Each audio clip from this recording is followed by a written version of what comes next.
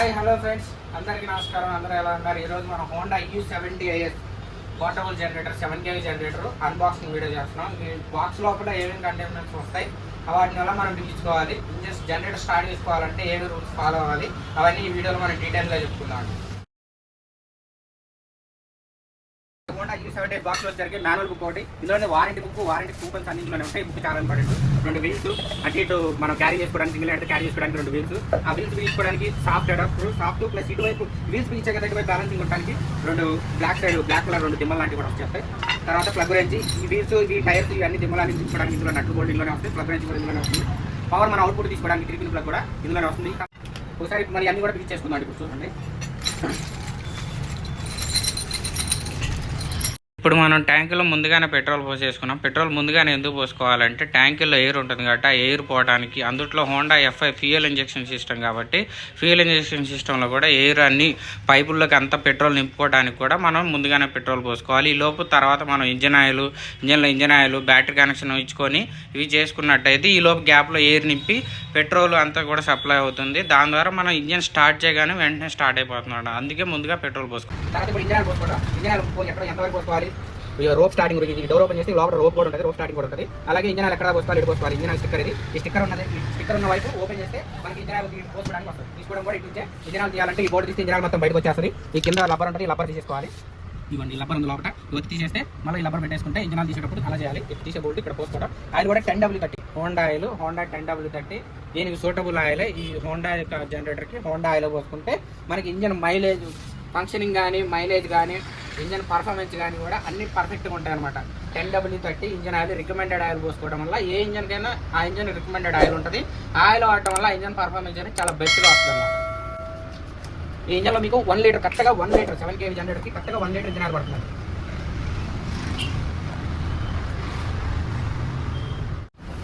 చూసారు కదా, engine generator పూర్తిగా లెవెల్గా పెట్టేసి ఎక్కడ పెట్టినా కూడా ఇంజన్ మూత తీస్తే మూత అంచు వరకు ఇంజన్ ఆయిల్ ఉండాలి. అది engine oil gauge. Perfect gauge ఏంటంటే కరెక్ట్గా ఈ 5 థ్రెడ్ వరకు కనిపించాలి, అది ఇంజన్ ఆయిల్ గేజ్. తర్వాత మనం బ్యాటరీ కనెక్షన్ ఇచ్చుకోవాలి. బ్యాటరీ కనెక్షన్ ఇవ్వడానికి ఇక్కడ 2 స్క్రూలు ఉన్నాయండి. 2 స్క్రూలు ఓపెన్ చేస్తే మనకి బ్యాటరీ కూడా ఇక్కడ బ్యాటరీ కనిపిస్తుంది. డోర్ వరకు సపరేట్ అయిపోతుంది. సపరేట్ అవ్వగానే ఇక్కడ బ్యాటరీ ఉంటుంది. బ్యాటరీకి ప్లస్కి మైనస్కి రెడ్, ప్లస్ మైనస్ ఏమో బ్లాక్ ఉంటుంది. రెండింటిని కనెక్షన్ ఇచ్చేసుకొని బ్యాటరీ కనెక్షన్ ఇచ్చుకొని మనం స్టార్ట్ చేసుకోవడానికి జనరేటర్ ఫైనల్గా.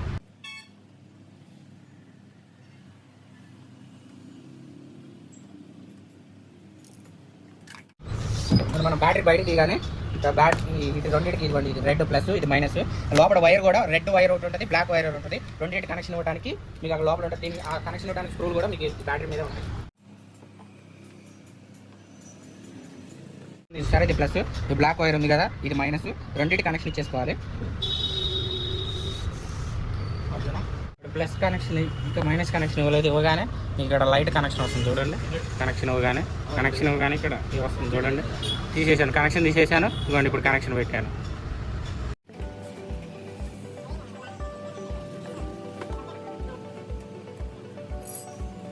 మనం పెట్రోల్ పోసేసుకున్నాం, ఇంజన్ ఆయిల్ పోసుకున్నాం, బ్యాటరీ కనెక్షన్ ఇస్తున్నాం.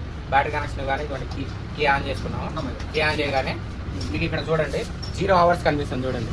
అవర్స్ 0 కనిపిస్తుంది అంటే ఇక్కడ రన్నింగ్ టైము ఇంతవరకు నడవలేదు, 0 hours. తర్వాత వోల్టేజ్, రెండో దానిలో వోల్టేజ్ మనం నడిచేటప్పుడు జనరేటర్ ఎంత వోల్టేజ్ తీసుకుంటుందో కూడా మనకి డిజిటల్ రూపంలో చూపిస్తుంది. 500 watts తీసుకుంటున్నా, 5000 watts తీసుకుంటున్నా, 7000 watts తీసుకుంటున్నా మనకి చూపిస్తుంది అనమాట. జనరేటర్ డిజిటల్ రూపంలో చూపిస్తుంది. మళ్ళీ ఇంకోసారి బటన్ ప్రెస్ చేయగానే ఇంజన్ ఆర్పిఎం, ఇంజన్ ఎంత స్పీడ్తో నడుస్తుందో కూడా మనకు చూపిస్తుంది. ఇంజన్ స్పీడ్ని బట్టి కూడా మనం జనరేటర్ని అంచనా వేయచ్చు. అది ఇంజన్ కంట్రోల్ ఉందా, కరెక్ట్ కండిషన్లో ఉందా లేదా కూడా ఇంజన్ ఆర్పిఎం బట్టే మనం ఇంజన్ కండిషన్ అంచనా వేసుకుంటాం. తర్వాత చివరిది బ్యాటరీ. మీరు ఇక్కడ చూడండి, బ్యాటరీ 12.8 ఉంది. బిలో 12 ఉంటే సెల్ఫ్ స్టార్ట్ అవ్వదు ఎప్పుడైనా కూడా జనరేటర్. ఏ జనరేటర్ అయినా బ్యాటరీ వోల్టేజ్ 12 కన్నా తక్కువ ఉండకూడదు. మినిమం 12 ఉండాలి, అప్పుడే మనకి సెల్ఫ్ స్టార్ట్ అవ్వడం అనేది జరుగుతుంది. ఎప్పుడైనా సరే సెల్ఫ్ స్టార్ట్ అవ్వడం అంటే బ్యాటరీ వోల్టేజ్ అనేది మనం చెక్ చేసుకుంటే సెల్ఫ్ స్టార్ట్ చేసినప్పుడు మనకి ఏం పని ఉండదు. ఒకవేళ జనరేటర్ సెల్ఫ్ స్టార్ట్ అవ్వకపోయినా U70 హోండా దీనికి రోప్ స్టార్టింగ్, ఆల్టర్నేట్ స్టార్టింగ్, రోప్తో స్టార్టింగ్ కూడా ఉంటుంది. అది ఎక్కడ ఉంటుందో కూడా మీకు ఒకసారి చూపిస్తాను. ఇప్పుడు ఫస్ట్ మనం బ్యాటరీతో ఎట్లా ఆన్ చేసుకోవాలో చూద్దాం. జస్ట్ ఇది పుష్ బటన్ అండి. పుష్ బటన్ ఇలా మనం ప్రెస్ చేయగానే జనరేటర్ స్టార్ట్ అయిపోతుంది. జనరేటర్ స్టార్ట్ చేయబోతున్నాను చూడండి. జనరేటర్ స్టార్ట్ అయింది. Throttle button, eco throttle system అనమాట, ఆటోమేటిక్ థ్రోటల్ సిస్టమ్ ఇది. థ్రోటల్ బటన్ ఆఫ్లో ఉంది అంటే ఇంజన్ చాలా స్పీడ్ దొరుకుతుంది. చాలా స్పీడ్ అంటే మీకు చూడండి, ఇంజన్ 3300 RPM దొరుకుతుంది. ఈ ఈకో థ్రోటల్ బటన్ కనుక మనం ఆన్లో పెడితే ఇంజన్ స్పీడ్ డౌన్ అయిపోతుంది. ఆఫ్లో పెట్టగానే 2400 వరకు వస్తుంది, 2400 వరకు వస్తుంది. ఈకో థ్రోటల్ బటన్ ఆన్లో పెట్టుకోవడం వల్ల మనకు బెనిఫిట్ ఏంటంటే మనం 7 kV 6 kV కన్నా బిలో వేసినప్పుడు 6 kV 6000 వాట్స్ కరెంట్ తక్కువ కన్నా కరెంట్ మనం తక్కువ వేసినప్పుడు ఇది ఆన్లో పెట్టుకోవడం మంచిది. అప్పుడు ఏంటంటే ఇంజన్ ఆర్పిఎం ఆటోమేటిక్గా డౌన్ చేసుకుంటుంది, లోడ్ బట్టి ఆటోమేటిక్గా మళ్ళీ లోడ్ వేయగానే మళ్ళీ అప్ చేసుకుంటుంది. అట్లా అప్ అండ్ డౌన్ ఆటోమేటిక్గా అదే చేసుకోవడం వల్ల లోడ్ని బట్టి పెట్రోల్ తక్కువ తీసుకుంటుంది. మీరు తక్కువ లోడ్ వేసారనుకోండి, ఇంటెలిజెంట్ ఈకో థ్రోటల్ సిస్టమ్ అనమాట హోండా E70. మీరు తక్కువ లోడ్ వేస్తే ఇది ఆన్లో పెట్టినప్పుడు మాత్రం ఈ రూల్ వర్తించింది, ఆఫ్లో పెడితే వర్తించదు. ఇంజన్ స్పీడ్ దొరుకుతుంది. మీరు ఇది ఆన్లో పెట్టి లోడ్ తక్కువ వేస్తే ఇంజన్ జనరేటర్ స్లో అయిపోయి ఎంత కావాలో అంతే స్పీడ్ తిరిగి పెట్రోల్ అంతే తీసుకుంటుంది. మీరు అదే ఆన్లో పెట్టేసారు ఫుల్ లోడ్ వేసేసారనుకోండి, ఇది ఆఫ్లో పెట్టుకోవడం బెస్ట్ అనమాట. ఫుల్ కరెంట్ వస్తుంది, దాని తగ్గట్టు పెట్రోల్ తీసుకుంటుంది. Eco throttle system intelligent technology అంటారు దాన్ని. జస్ట్ లైట్గా ప్రెస్ చేయగానే స్టార్ట్ అయిపోతుంది. మీరు జనరేటర్ సౌండ్ గమనించారా? చాలా అంటే చాలా సైలెంట్ ఉంటుంది, అల్ట్రా సైలెంట్ అనమాట జనరేటర్ మీకు. తర్వాత ఈ జనరేటర్ని మనం అటు ఇటు కూడా క్యారీ చేసుకోవచ్చు. ఇది సౌండ్ ఇంత తక్కువ sound 7000 watts maximum output 7000 watts output వస్తుందండి. 7000 వాట్స్ అవుట్పుట్ వచ్చి ఇంత తక్కువ సౌండ్ వచ్చే జనరేటర్ మీరు చూడండి. ఫోన్ జనరేటర్కి దగ్గరగా పెట్టాం, ప్లస్ రూమ్లో కూడా దగ్గరగా ఉంది, గదిలో పెట్టాం. మీకు సౌండ్ వినిపిస్తుందా? చాలా అంటే చాలా తక్కువ సౌండ్ వస్తుంది. ఆఫీసులో కానీ ఎక్కడైనా కానీ మీరు జనరేటర్ ప్రిపేర్ చేయాలనుకుంటే 7 kV మీకు సరిపోతుంది అనుకుంటే, అల్ట్రా సైలెంట్ కావాలనుకుంటే పొల్యూషన్ సర్టిఫికేట్ సహా వస్తుంది. ఒకసారి ఈ జనరేటర్ గురించి మీరు ఆలోచన చేయండి. రోజు పొద్దున్నే షాప్ కానీ ఆఫీస్ కానీ బ్యాంక్ కానీ ఏదైనా కానీ మన వర్క్ ప్లేస్ రోజు పొద్దున్నే తీసి మళ్ళీ బయట పెట్టుకోవడం కూడా చేసుకోవచ్చు. దీనికి 2-3 మనుషులు కూడా అవసరం లేదు. ఒక మనిషి సరదాగా తీసుకెళ్ళి బయట పెట్టేసి మళ్ళీ సాయంత్రం ఈవినింగ్ ఆఫీస్ అయిపోగానే మళ్ళీ లోపల పెట్టేసుకోవచ్చు. చాలా ఈజీగా ఉంటుంది, చూడండి చాలా బాగుంటుంది. బట్ ఒక చేత్తోనే తీసుకెళ్ళిపోవచ్చు.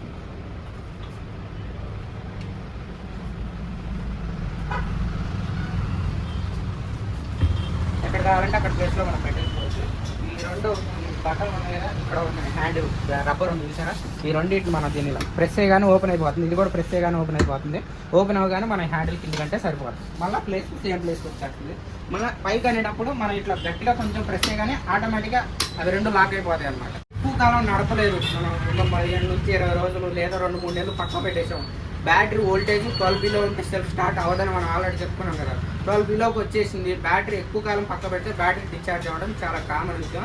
అప్పుడు మనకి బ్యాటరీ అర్జెంట్గా స్టార్ట్ చేయాలనుకుంటున్నాం, బ్యాటరీ ప్రాబ్లం ఉంది, జనరేటర్ స్టార్ట్ అవ్వట్లేదు అనుకోండి. హోండాలో మీకు ఇంకొన్న స్పెషాలిటీ ఏంటంటే రోప్ స్టార్టింగ్. ఆల్రెడీ దీనిలో రోప్ రీకాయిల్ ఉంటుంది, దాంతో స్టార్ట్ చేసుకుంటే జనరేటర్ స్టార్ట్ అవుతుంది.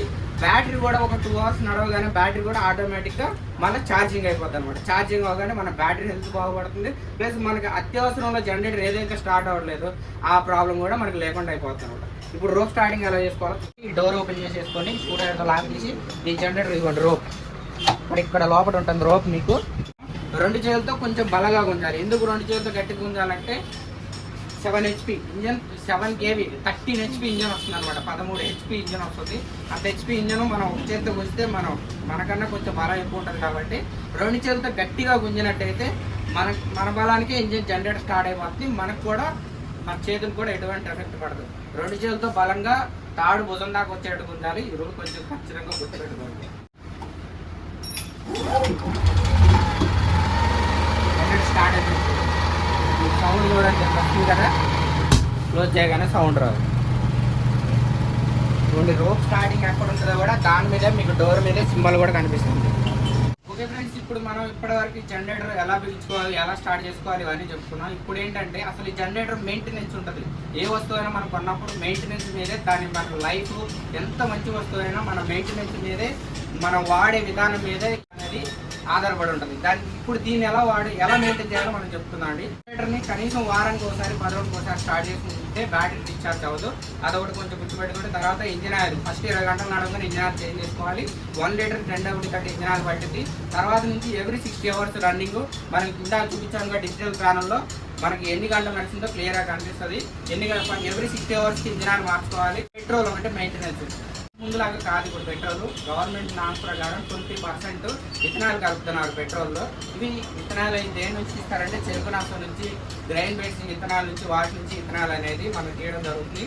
ఇవి కొంత టైం తర్వాత వాటి గుణం ప్రకారం టెంపరేచర్ వలన ఈ వాతావరణ పరిస్థితుల వల్ల చిక్కదనం అవడం జరుగుతూ ఉంటాయి. మనం పెట్రోల్ ఎప్పుడు కావాలంటే అప్పుడు దానిలో పోసుకోవడం బెస్ట్.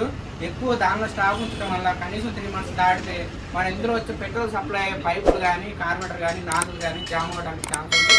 ఇందులో ఆయిల్ అడాప్టర్ అని ఒకటి ఉంటుంది, ఇండియన్ పెట్రోల్ బంక్ దొరుకుతుంది. లీటర్కు 1 డ్రాప్ చుక్క కూడా కలుపుకొని వాడుకున్నా కూడా అది కూడా బాగుంటుంది. లేదా పెట్రోల్ ఎప్పుడు అవసరం అప్పుడే పోసుకుంటే కూడా మనకి పెట్రోల్ మెయింటెనెన్స్ వాడుకోవడం బాగుంటుంది. ఊరికే స్టాక్ మాత్రం అందులో ఉంచుకోమాకండి. సాధ్యమైనంతవరకు ఎప్పుడు అవసరం ఉంటే అప్పుడే పెట్రోల్ పోసుకోండి. అలా చేయడం వల్ల మీకు స్టార్టింగ్ ట్రబుల్, రన్నింగ్ ట్రబుల్ ఉండదు. జనరేటర్తో పాటు వచ్చిన ప్లగ్ వాడుకుంటేనే షార్ట్ సర్క్యూట్లు అవ్వడానికి చాలా తక్కువ ఛాన్సులు ఉంటాయి. ప్లేస్ ఉంటుంది, ఆ ప్లేస్లో కూర్చోబెడితేనే కూర్చుంటుంది.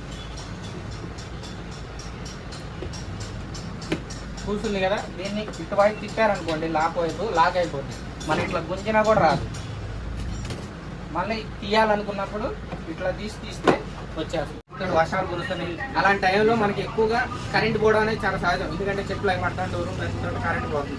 అలాంటి టైంలో ఎక్కువ టోటల్ ఎలక్ట్రానిక్ సిస్టమ్ కాబట్టి అసలు ఏ జనరేటర్ కైనా ఎర్త్ ఇచ్చుకుంటే చాలా బెస్ట్. నట్ ఒకటి ఓపెన్ చేసి ఎర్త్ వైర్ ఇక్కడ ఎర్త్ కనెక్షన్ ఇచ్చుకుంటే, ఇక్కడ ఎర్త్ సింబల్ ఉంది చూసారుగా, ఈ సింబల్కి ఈ బోల్ట్కి ఎర్త్ ఇచ్చుకోవాలి.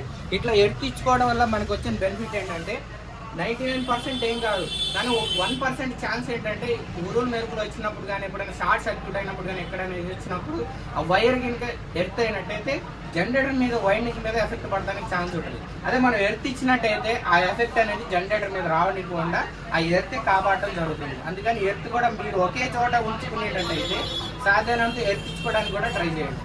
ఓకే ఫ్రెండ్స్, ఈ వీడియోలో మీరు షేర్ చేసిన హోండా U70 గురించి మీరు షేర్ చేసిన ఇన్ఫర్మేషన్ మీకు నచ్చినట్టయితే వీడియోని తప్పకుండా లైక్ చేయండి. అలాగే మీకు తెలిసిన వాళ్ళకి ఎవరికైనా సరే ఈ వీడియో ఉపయోగపడుతుందని మీరు అనుకుంటే వాళ్ళకి ఈ వీడియోని షేర్ చేయండి, సబ్స్క్రైబ్ చేసుకోండి. ఇలాంటి ఇన్ఫర్మేటివ్ మోర్ వీడియోస్ మీరు చేయడానికి మీ సపోర్ట్ మాకు దొరికినట్టు ఉంటుంది. Thank you.